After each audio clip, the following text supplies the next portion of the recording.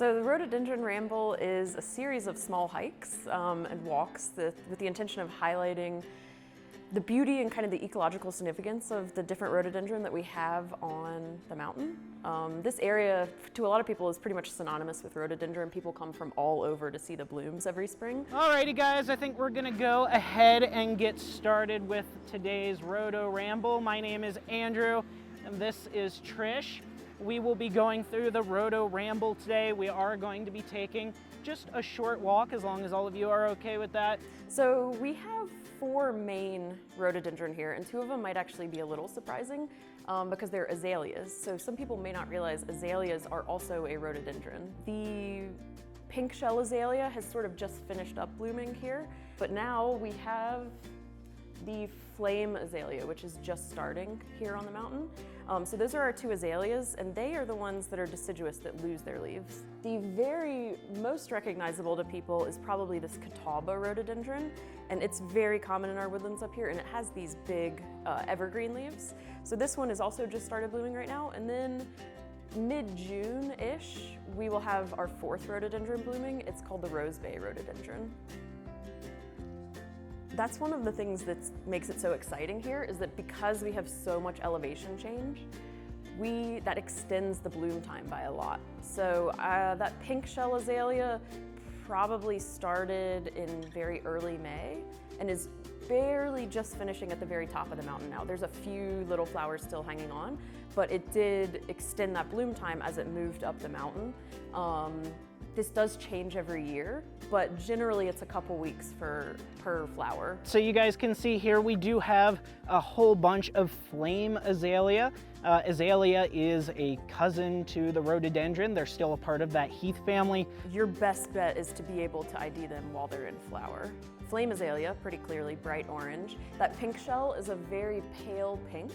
And those 2 you can identify because, again, they do lose their leaves in winter. So when they're blooming, oftentimes they either have no leaves yet or the leaves are just starting to come out. With the 2 evergreen rhododendron that we have, one way that's great to tell them apart is timing. So the catawba is usually like a month before the Rose Bay. And also the catawba has these very nice purpley, dark pink flowers. And the Rose Bay is gonna have very light, almost whitish colored flowers.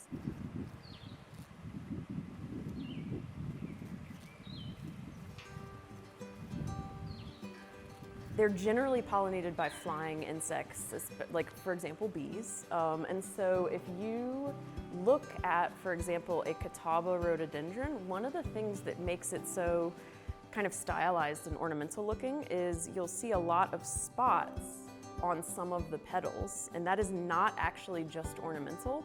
That is actually a visual signal for a pollinator of where to land. People call it like a nectar guide, but you can almost see it's like guiding the insect inwards. So if you think about it, a bee or other flying insect is going to come in, land right on those dots, and then you can see how that pollen is going to get put right onto the back of the bee as it lands in the flower, or the pollen is going to be received really well in the middle.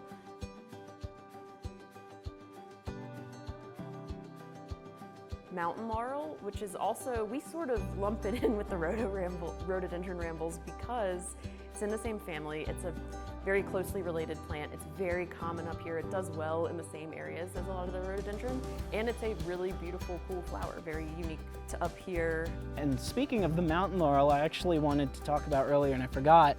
If you get a close look at those mountain laurels, you can actually see on the inside those anthers, those little projections that kind of stick out of it.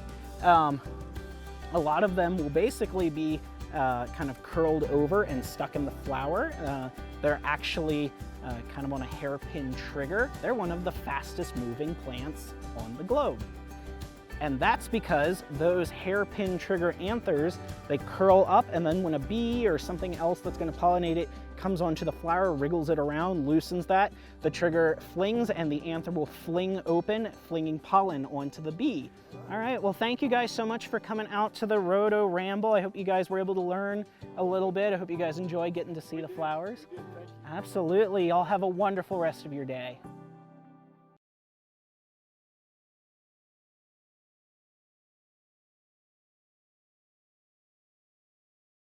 Hi, my name is Jesse Pope. I'm the President and Executive Director of the Grandfather Mountain Stewardship Foundation.